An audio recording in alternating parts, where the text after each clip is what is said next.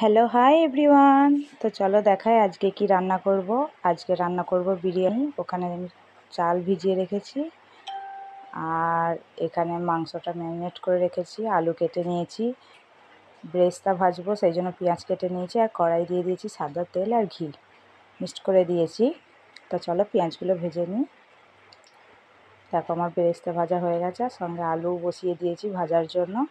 তো ঢাকা দিয়ে ভাজবো যাতে সেদ্ধ হয়ে যায়। একটু হলুদ দিলাম, বিরিয়ানিতে হলুদ দেয় না, তবে আলুর রঙটা খুব ভালো আসবে সেই জন্য অল্প একটু হলুদ দিলাম। তো চলো ভেজে নিই আলুগুলো।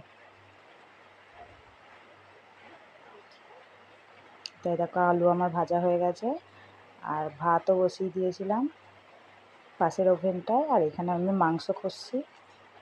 তো চলো দেখো আমি সাজিয়ে নিয়েছি, এবার দমে দেবো। আমার দমে দেওয়ার পর আমি ছেলেকে খেতে দিয়ে দিয়েছি। তো ভিডিও